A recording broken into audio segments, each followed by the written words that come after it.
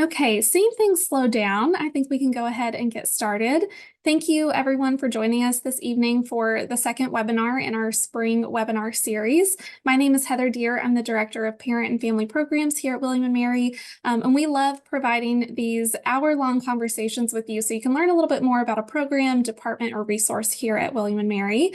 I'm very excited and don't want to take up too much of their time that we have the team from the Charles Center with us this evening to talk about all of the wonderful mentored research opportunities, grants, and more. I know it's going to be a good overview of all of the programs offered from the Charles Center. So with that, I will turn it over to all of you. Thank you so much for joining us, and I'm excited to learn alongside our families this evening.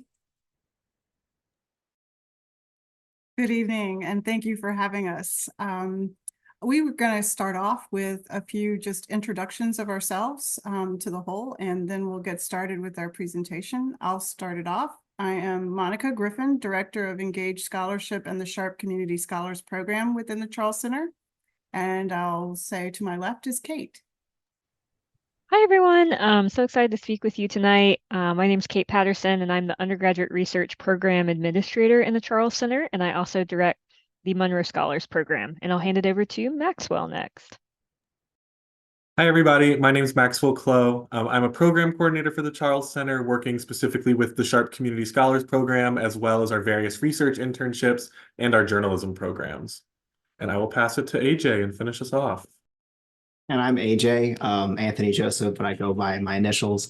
And I am the program coordinator for WM Shore, which is the William & Mary Scholars Undergraduate Research Experience.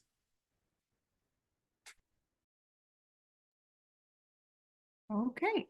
So our goal tonight is just to give you an overview of our programs in the Charles Center, as well as a few specific updates about what we do in terms of supporting undergraduate research, but in particular as it relates to our initiatives and programs.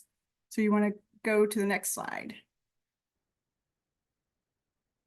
So the Charles Center was established in 1986 with private funding, and we support undergraduate research with that funding through grants and other kinds of travel support and initiatives that support high impact experiential learning. And we can go into more detail about the many ways that takes place in the Charles Center. But essentially, the takeaway here is that we aim to transform students' lives through curated research experiences. Next, please. A major formula for success in that transformation is that we combine research with mentoring to create transformative experiences. And I just want to read briefly what the Council on Undergraduate Research defines as research so that you know what we mean by research. It refers to a mentored investigation or creative inquiry conducted by undergraduates that seeks to make a scholarly or artistic contribution to knowledge. And one of the important ways that the Charles Center does this is by combining that experience with faculty mentorship or mentorship from other external institutions or experiences that we have curated as well as partnered with and sometimes really developed long-term relationships with. Next. 1 out of every 5 William & Mary undergraduates pursues mentored research through Charles Center experiences. And we always aim to increase that already incredible number. Those are students who are largely funded by the Charles Center, as well as are a part of our scholars programs that we'll go into more detail about. But research support is available to all students at William & Mary. And so we're always exploring new ways to support students. And we can describe some of that in our next slide. When we think about the idea of mentored investigation or creative inquiry, one of the ways that that's implemented in the Charles Center is to encourage all students to understand themselves in the picture, to see that it is for everyone and it is across majors. It can even occur outside of a student's major. If a student comes to us majoring in a particular discipline or field and wants to explore something, the Charles Center is also supportive of that development and outcome. And so it's important for your students to know that they don't have to have a fixed honors thesis in mind or a culminating senior experience in order to be supported by the Charles Center. it can take many shapes across disciplines. The traditional view of research is that it occurs in papers, but we support developing websites, artistic creations such as musicals or theatrical performances or books, story maps, all kinds of outcomes. It can be action or outreach as part of a culminating product of research. And it can take place anywhere. Students often stay on campus because they have immediate access to their faculty, but they also can conduct research from their hometowns. They can conduct research around the world and in different institutional settings as well. Next. Some of the benefits of research are listed here, but as you can imagine, we aim to make these experiences transformative for students in many ways, even beyond the outcomes of their research. So often in mentored capacities with faculty, but also sometimes with other institutions and internships, students will develop skills that are highly desired by future employers. They build relationships with faculty and with peers. There's often collaborative research that's a part of what we can support, both within labs and outside of labs in terms of other disciplines and ways of doing research. We encourage, support, and cultivate students' understanding of research as something that contributes to a broader knowledge. We hope that they learn a lot in the experience, but also that they are learning to articulate those findings or that new knowledge to others. They gain important skills for graduate school, even applying for graduate school, vetting what kinds of graduate school they want to go to. Sometimes that research experience tells them, this is not the field I want to go into, or it helps them narrow a field in a way that is really important for a successful graduate school application. It gives them an important opportunity to explore interests, which is kind of the point of research, is discovery. And so we really like to cultivate that in our students. It's a safe place to think about new learning as a part of their experiences. And importantly, they get to pursue a passion. Sometimes that's an intellectual passion. Other times it can be a passion in social justice or a passion toward community or all kinds of change and addressing world issues. Next. I think this is for you, Kate. Yes, thank you, Monica, for starting us off so strongly. So I want to highlight the different ways to set up a research project that students usually pursue, because I know that might be your next question. Well, this all sounds great, but how would my student even get started with pursuing a research opportunity? So to highlight the different ways, a lot of times a student who's new to research might kind of come under a professor's wing on an existing project that they're working on. So that could be in a laboratory if they are in a STEM field or in social science such as psychology or linguistics, but could be they find a faculty mentor on campus, someone who's doing something that excites them, that they see what the mentor's already working on, and say, I'd really like to be a part of that. Would you take me on as a research assistant? So that's a really great way to get started. Sometimes in the social sciences or humanities or arts, a student might already be really excited about a potential research idea or topic. And so then they would seek out a professor who would then guide them through that process, but they're the ones who have originated that idea that they want to explore. They have their own question that they're investigating. If a student really doesn't know where to start, like, yeah, I don't really know, how I feel about just kind of cold emailing faculty I don't know, or showing up at their office hours, they can always look back at who they've really enjoyed as an instructor. So if they took a call course or a different course, maybe in their major, they could reach out to that instructor and say, hey, I really enjoyed, studying this aspect of your class. I'd love to do a whole research project on it. Would you work with me? And I think that would be tremendously flattering for that instructor to hear that. And then finally, internships. The Charles Center supports a number of really excellent research-based internships. So pairing with an external institution while they're kind of getting that work experience, they're also conducting a research project at the same time. So it's really the best of both worlds as they explore their particular field.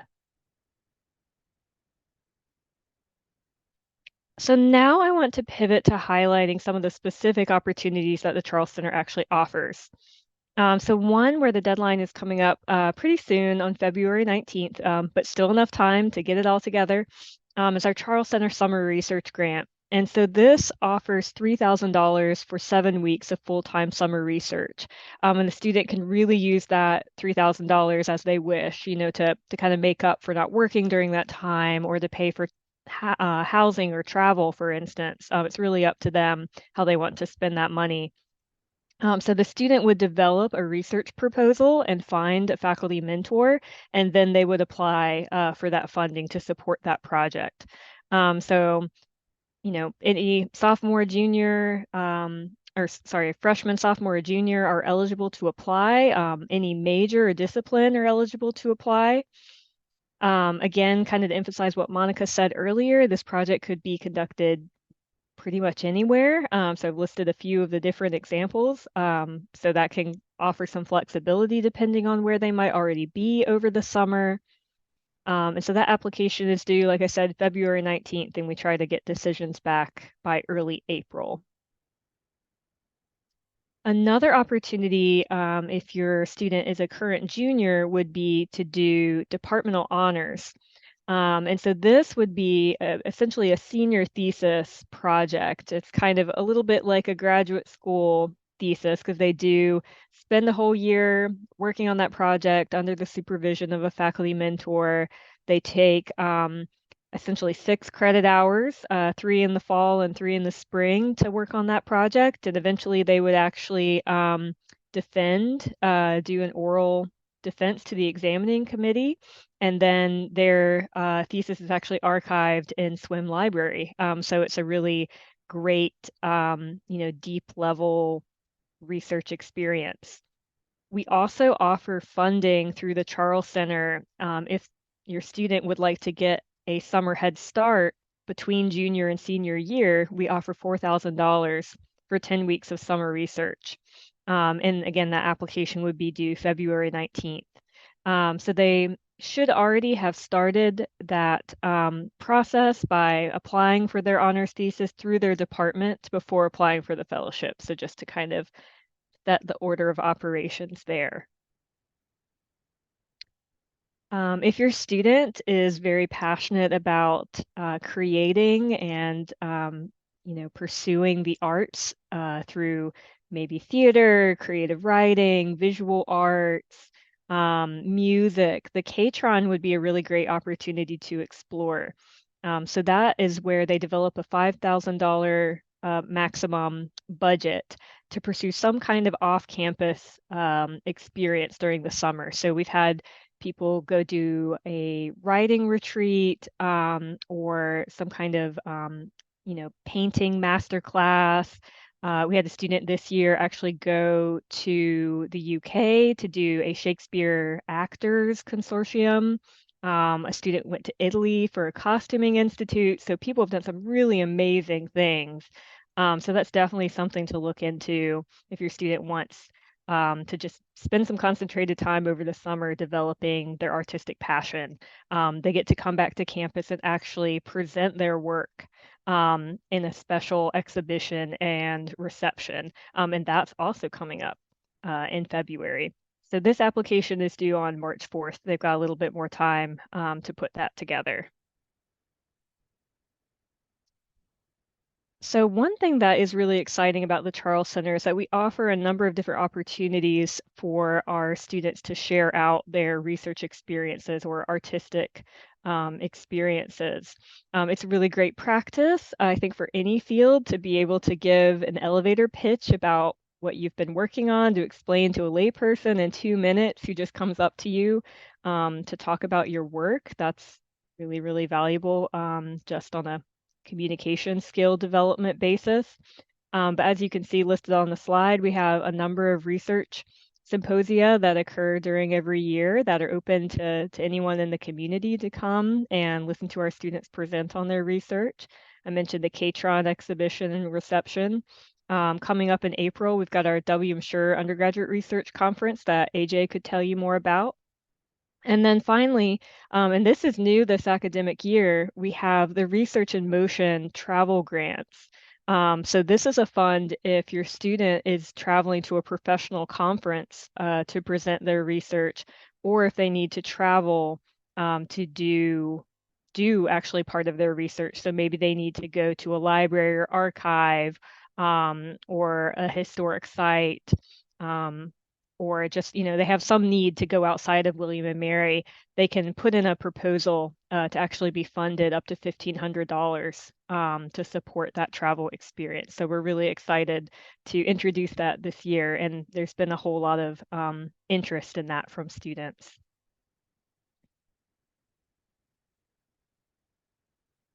And now I'm going to hand it over to Maxwell to tell you about our research internships. Wonderful. Thank you, Kate. Yeah, so in addition to the sort of mentored but largely independent research that we offer through the summer research grants and all the other wonderful things that Kate mentioned, we also offer a number of various research internships that are, on one end, they're internships. They're for professional development. You're working in a professional capacity, gaining those skills, making those connections. But at the same time, because we're with the Charles Center and undergraduate research is our thing, these internships are also rooted in research, and research will be a central component in the work that they're doing. So all of our research internships are funded $4,000 for 10 weeks over the summer.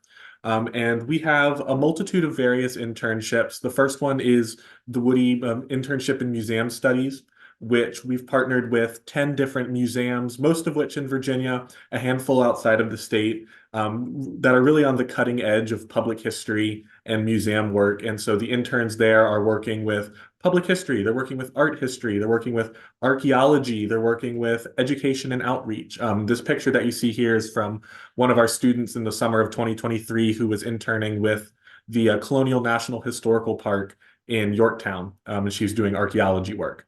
The next one is the City Research Scholars Internship. So kind of like the Woody internship, we've partnered with 10 to 11 different community organizations in and around Williamsburg, as well as the Williamsburg city government, working on some of the major initiatives that are addressing major issues being faced by the city as a whole.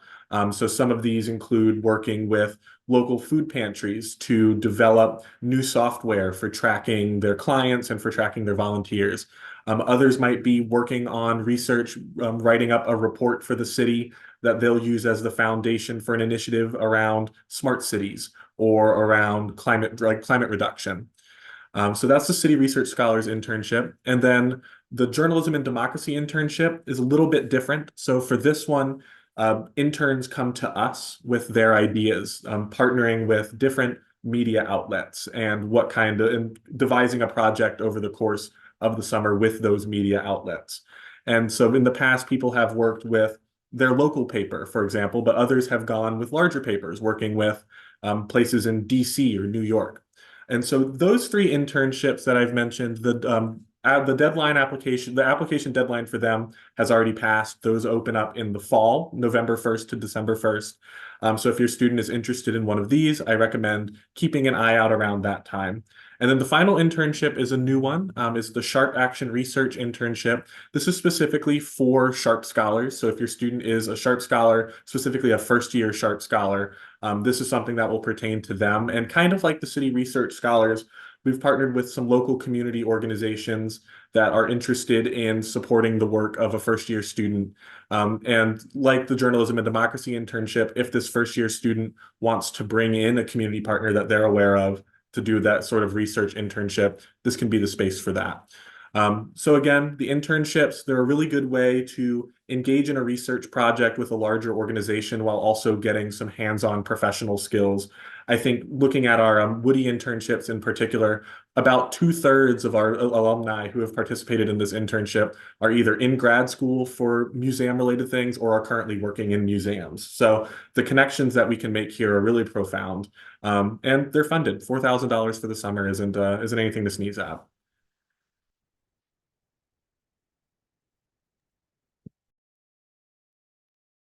Okay, I'll take it over from here. And just as a recap, we curate and offer a range of workshops, events, and trainings that help cultivate the learning and lifelong learning of our scholars. And there's a couple before you today that we're going to get more in depth with, but just an overview for now. The first is the William Mary Scholars Undergraduate Research Experience. That's my domain, which I'll tell you more about in a bit, which is open to all students. You have the Monroe Scholars, which is, your student can enroll or apply for freshmen and transfer students, but they have to graduate no earlier than spring 2025. And Sharp Action Research Scholarships, research internships, which Maxwell's already gone over with you as being only solely for Sharp scholars. So my program that I coordinate, the William Mary Scholars Undergraduate Research Experience, it was created around the self-identified needs of William Mary Scholars back in 2010. So these were scholars who come to the university who already receive at least in-state tuition fees to come to the university as part of their scholarship package, but they created a program around that to cater to their needs. And a lot of that is to promote research and academic wellness. And it's open to all students. So, we like to say in our program, there are specific William Mary Scholars, but anyone can enroll in the experience and be a WM Shore student, right? Our workshops, our events are open to all. Some of the programming and what that looks like is that we have a weekly Wednesday workshop from 4:30 to 6 p.m. where we offer them food because we know that's a critical time where students are going to eat. We talk about different research topics, how to conduct your research, how to choose a topic. That's one of the ones that we actually discussed yesterday. We also talk about more in the fall, just getting adjusted to academic life and life on campus. Within that programming, we offer faculty advisors to help guide on their research journey.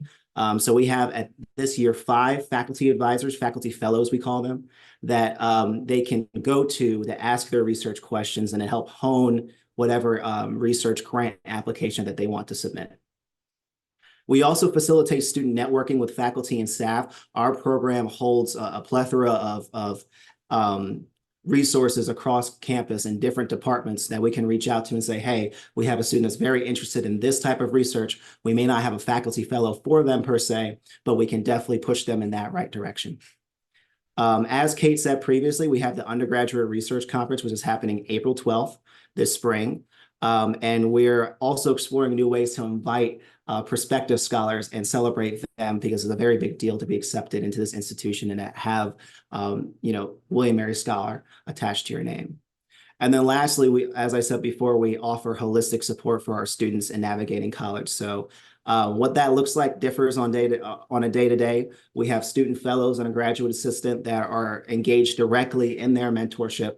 And then also my job as program coordinator, they can come to me at any time during our office hours from 9 to 5 to ask any question, to help navigate any issue that they may face, whether on an academic, personal level, or otherwise. So we really just try to create a community around them so that they always know if there's one place that they can come to, it's definitely the WM Shore Suite.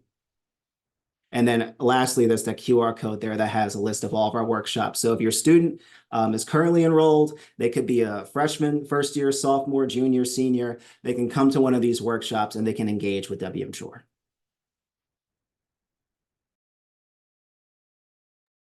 Awesome. Well, now I'm going to spend just a moment highlighting the Monroe Scholars Program. So the vast majority of Monroe Scholars are selected at the time they are admitted to the university as a freshman. So most of the Monroe Scholars are selected by admission before they even enter the university. So if your student is a Monroe Scholar, there are a few research opportunities specific to them. So freshmen are eligible to apply for a $1,000 grant to conduct 3 weeks of summer research. It's kind of almost like a pilot project, a kind of a getting your feet wet experience. And as I mentioned, talking about our research grants before, they would find a faculty mentor and develop their own project proposal to apply for that $1,000. And that deadline would be March 4th. For all sophomore or junior Monroes, they're guaranteed a one-time $3,000 grant to conduct 7 weeks of summer research. And that deadline is also March 4th. So if your student's a Monroe Scholar, they're a junior or a sophomore, and they haven't taken advantage of that grant, that's definitely something, you know, I would encourage them to explore doing. So if your student's not a Monroe Scholar, but they'd like to be, if they're a freshman or a transfer student, we do have an entry point into the program. So they would submit a research proposal through the Charles Center Summer Research Grant application, and that's the $3,000 for 7 weeks of research. That's due February 19th. There's one additional essay question on the application that's optional, and it asks about joining the Monroe Scholars community. What would you bring? Like, why would you be interested in being part of the program? And we'll review those for entry into the program. So they could get the $3,000 grant, and they also now get to take part in the Monroe Scholars Program. And some of the advantages of that would be we have a weekly programming component. We alternate between community building and social events and kind of professional and academic engagement. So that would include talks from current faculty and staff, connections with alumni, tours of different labs and research centers on campus. So that's one big benefit. We have a conference travel fund that Monroe Scholars can apply for. There's just a whole community they can tap into as well. So definitely, if they're a freshman or a transfer student, definitely keep that on the radar if they want to try to enter the Monroe Scholars Program. All right, now hand it over to Monica and Maxwell. So the Sharp Community Scholars Program, just a brief overview of how students become Sharp Scholars, since much of our upcoming opportunities are exclusive to Sharp Scholars. Once students have been admitted to William & Mary, they become eligible to apply for being a part of Sharp, which is a living learning community. That means that they are living in the same residence hall. They also take courses that are specially designed to be community-centered, taught by our faculty, and call 100s and 150s across disciplines as wide-ranging as biology, history, environmental science, psychology, and so forth. And also with our program, we have a set of wonderful peer mentors that are available to also assist them with getting resources in the Charles Center, but also in understanding different pathways for them to take within Sharp itself. One of those pathways is to be engaged in our upcoming workshop that Maxwell and I have curated. Maxwell does a splendid job of coordinating several partnerships. Do you want to describe a few of those, Maxwell? Yeah, we have some really wonderful partnerships for both our workshops and some of the various mini internships that we offer over the course of the spring semester. So these partnerships include community organizations, including the Village Initiative, as well as House of Mercy, Williamsburg Community Growers, we've all partnered with in the past, as well as various campus organizations, including Steve Prince, one of our artists in residence, oh, my mind's going blank. Pardon me, iGEM, which is an applied science team on campus, as well as a handful of various kind of blended community and campus academic projects, including the Lemon Project, the Bray School Lab, the LGBTQ History Project, and the Office of Community Engagement, or the Office of Civic and Community Engagement, and some of the various projects that they have as well. So really across the board of Sharp Scholars, if your student is one, they're interacting with a ton of really, really interesting and really meaningful community organizations that are doing cool work that's blending not only community engagement, but also research and academic inquiry.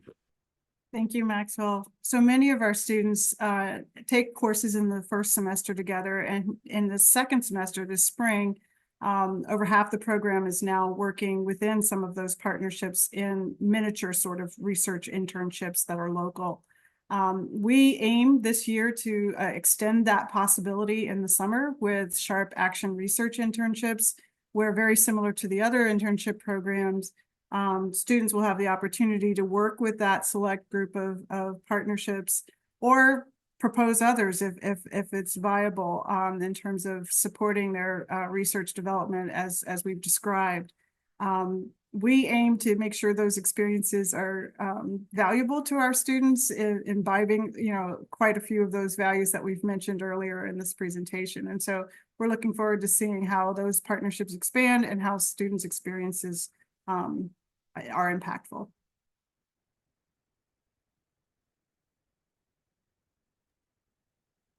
Okay, and I think just to highlight a few, I guess I should say, miscellaneous Charles Center opportunities, a new research grant that we have this year, and it's actually more of a conference and program attendance grant than a research grant, I should say. It's the Boswell Karaki Material Culture Study Fund. And so that's specifically for students to attend programs sponsored through the Decorative Arts Trust and the Museum of Early Southern Decorative Arts. So they offer a lot of really neat, engaging programming. Sometimes the registration fees or the travel to that program could be cost prohibitive, but we're able to offer up to $1,000 for students to travel to attend those programs if they're interested in that specific area. We also offer semester research grants during the academic year. They can apply for during the fall semester. So that $500 could be used towards an ongoing research project that they're working on. And those applications usually open up at the beginning of the fall. And then I will let, I think, Maxwell talk about the Sharp Journalism Seminar. Yes, so another kind of cool seminar program that the Charles Center administers is the Sharp Journalism Seminar. So this is a 4-credit course that takes place over the course of your fall and spring semesters, in which we partner with the Pulitzer Center, which is a news organization out of DC. And we bring in visiting journalists that work with students over the course of those 2 semesters to do the research, to do the reporting, and to do the travel and to do the writing for a long-form journalistic piece of their own. And the Charles Center additionally is able to provide the funding for those students doing the traveling. This past winter break, we had students travel to Greece, we had students travel to Egypt, we had students travel nearby to Norfolk, so to DC. So students are really writing some really cool pieces, and they're really doing some really exciting research work, but also this sort of journalistic work. And if your student is interested in participating in this seminar, applications are going to go live late March, early April. So keep an eye on the Charles Center website, as well as various Charles Center newsletters and listservs. I'll be sure to get the word out as much as I can for that.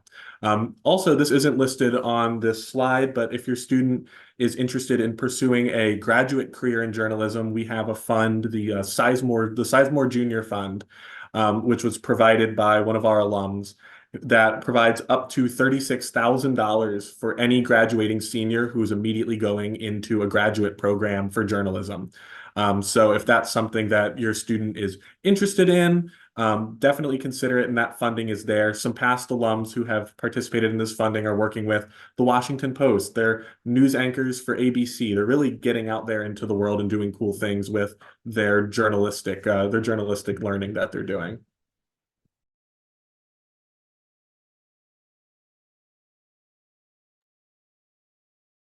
All right, well, to just wrap things up, we have a lot of different ways to contact us to follow up listed here. And the picture is of our wonderful director, Dr. Elizabeth Harbron. I should give her a shout out there.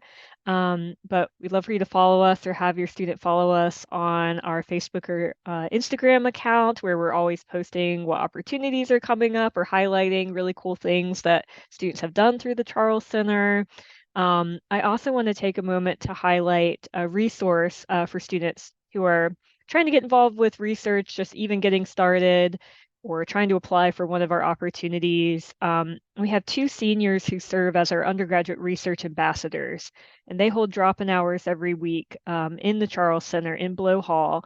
They can also schedule appointments if your student has class during those times. But they can really try to answer any questions like, how do I craft an email to send to a professor I might want to work with? Or, how would I develop my own research question? They are both very experienced student researchers.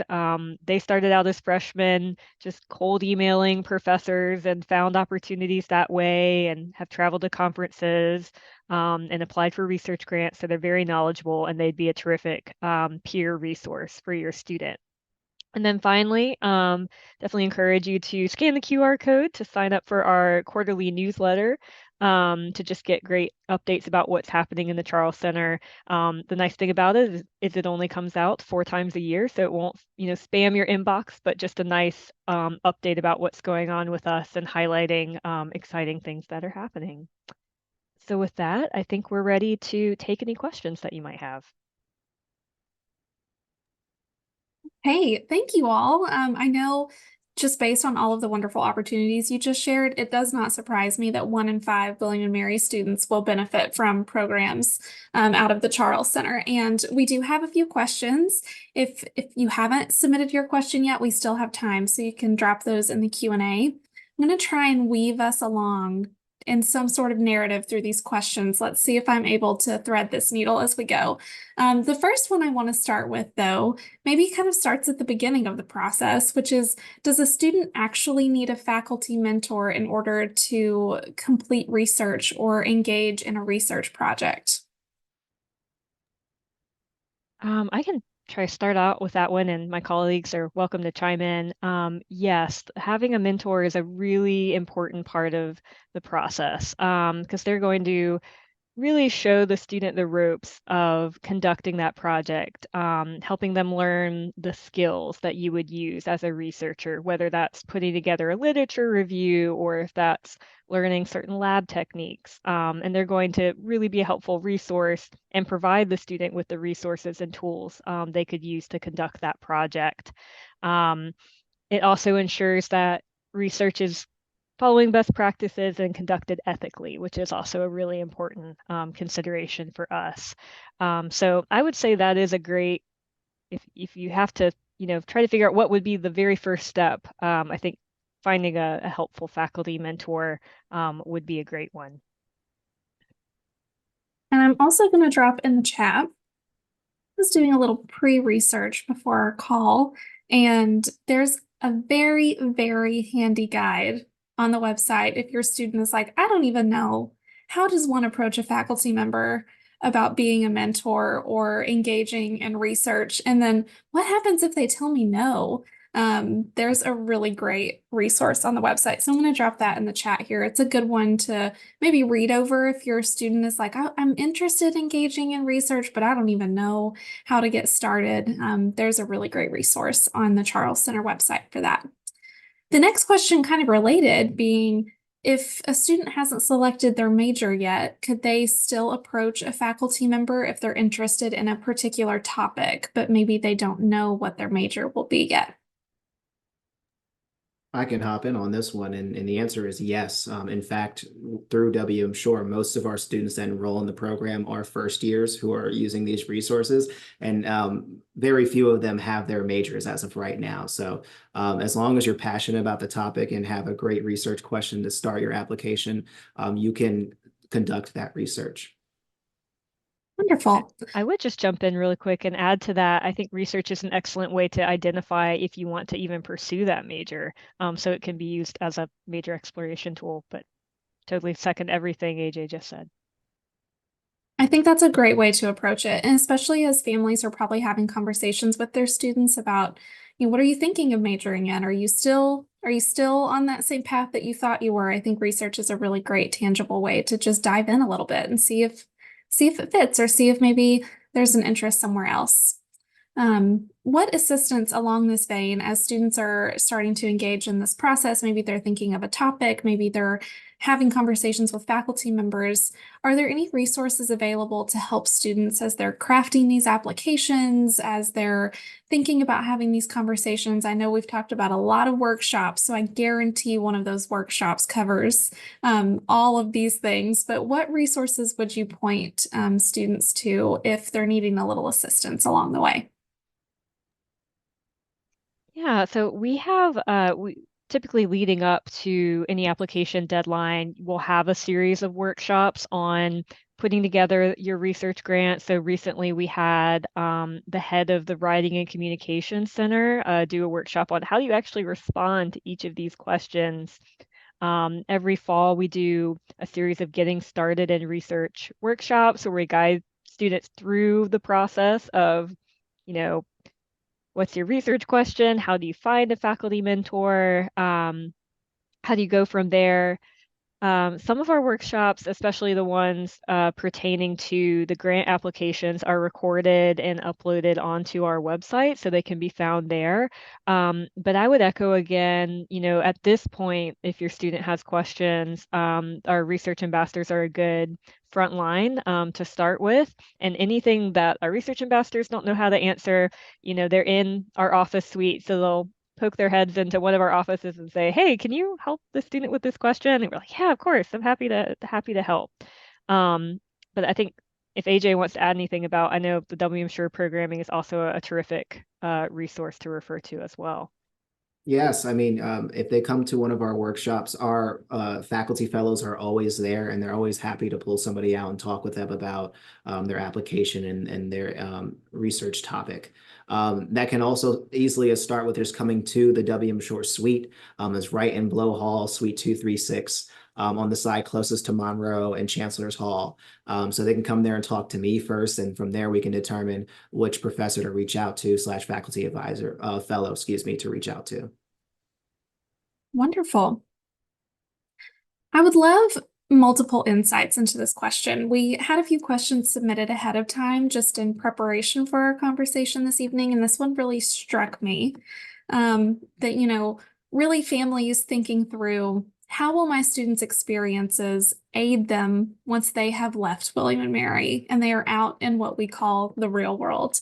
And really just being curious, how are these research experiences and programs benefiting students to be employed, hopefully, at some point in time, and worrying that maybe spending time on research isn't where they should be spending their time. So I'd be very curious to hear from all of you, given that so many students at William & Mary in particular engage in some form of undergraduate research, how these experiences prepare them for their next step, whatever that may be. I can take this at first from the internship side of things. Like I mentioned a little bit earlier in the presentation, a lot of our interns, I would say an overwhelming majority of our interns, end up in the field that they're interning in, whether that be in terms of a career path or whether that be in terms of grad school. This is particularly evident with the Woody Internship in Museum Studies, which is our longest running program. We've been running that for about 10 years. And like I said, in that 10 years of the alums who have gone through the program, more than 2/3 are working in museums now or are in grad school for museum work. But that being said, some of our newer programs are also showing the same sort of level of engagement. The City Research Scholars is pretty new. This is only our second year doing it. But already I've been in contact with a few of our students who participated in the internship last summer, and they're ending up in grad school. They're ending up working in local city governments. They're ending up working in local nonprofits. So it's that same sort of place. And then with our Sharp journalism program, I crunched the numbers on that, and about half of the students who have gone through that program and have done research and have done the work through that are working for journalism outlets. They're working in TV, they're working in print media, they're working in online media. So in terms of that side of the Charles Center, these sort of experiential opportunities are really just the important first step for making not only the connections, but also sort of solidifying that initial knowledge of what it means to work in these kinds of fields. I could also offer a perspective, sorry about that, Kate, from Sharp Scholars Program. We've been around for a couple decades, actually, since 2001, and the alumni, the majors are across the liberal arts tradition. There's no one major for community-based work or research, and in fact, it's in real life multidisciplinary. So our students end up in fields like law, public policy, environmental science, education, and the skills that I hear back from the alums have to do a lot with the ability to work in collaboration with others to get something done. And sometimes that's being able to assess what needs to be known and what is known around the table. Sometimes that translates in terms of how best to build relationships such that it's not a singular effort that gets something done. Sometimes that is about how to present knowledge to a public, especially those interested in public offices or agencies as a career trajectory. and then to evaluate their experiences. Many students learn through SHARP and through trial and error and trying to work with community partners that, shifts happen in the real world and in the community, and they adjust with those shifts and learn to adapt what was at one point a passionate research interest can become a collective orientation toward approaching a problem.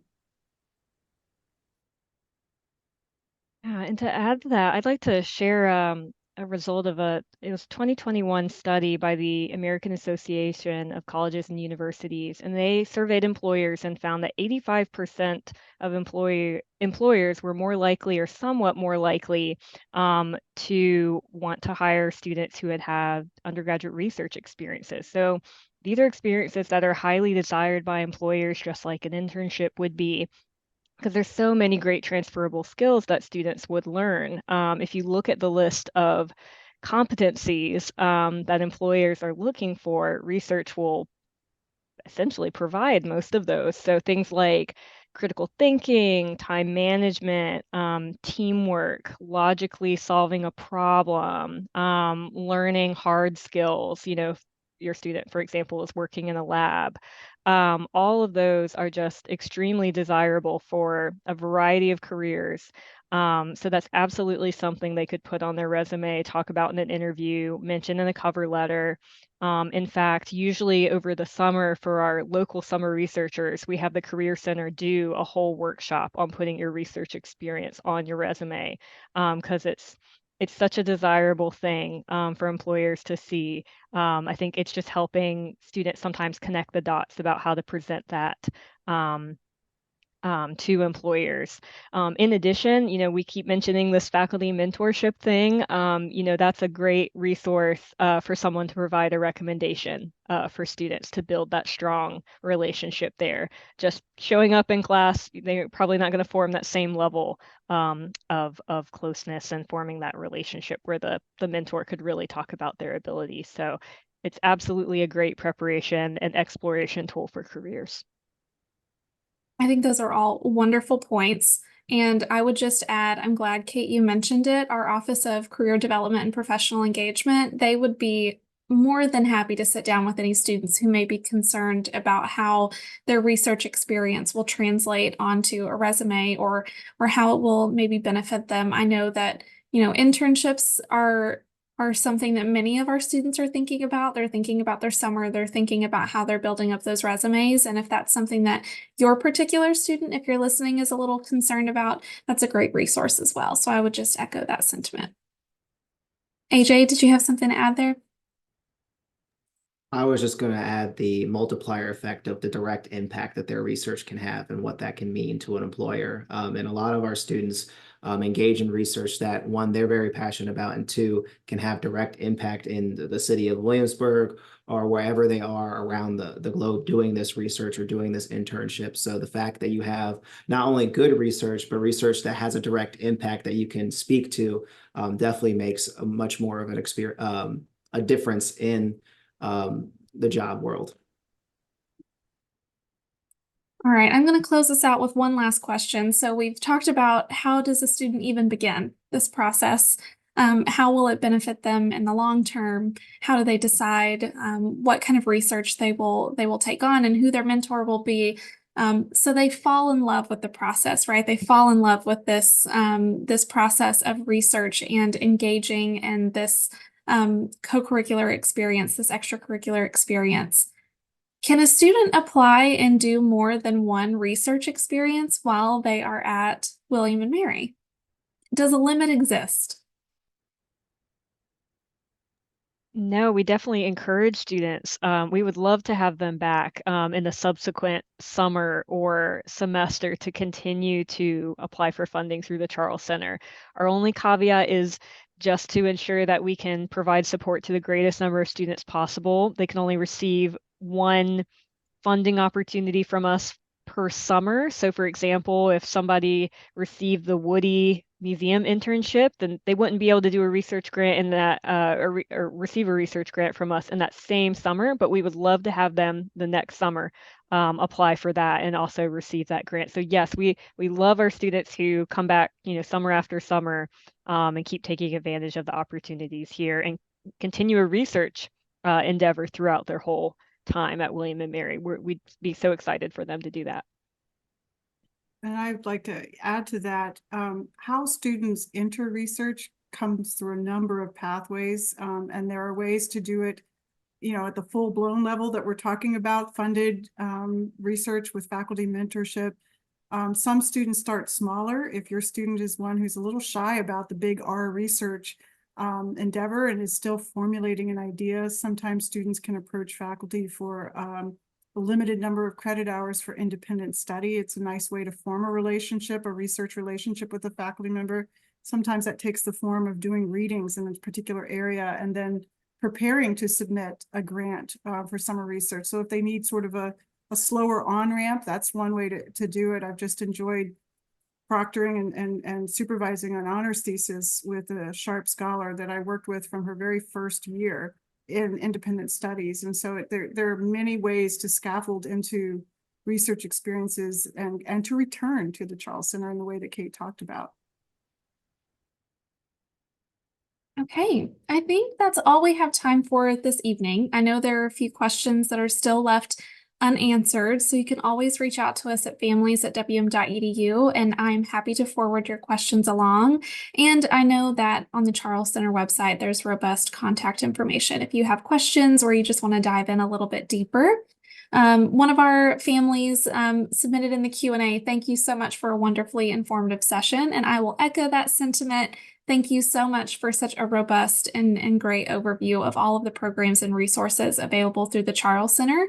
The session was recorded. It will be available on our YouTube channel, and maybe not tomorrow because we'll be busy celebrating William and Mary's birthday, but maybe on Monday it will be uploaded to our YouTube channel where you can watch it back as many times as you need to take in all of the great information. So thank you all so much for being here with us. Thank you, families, for joining, and we will see you on the next one. Goodbye, everyone.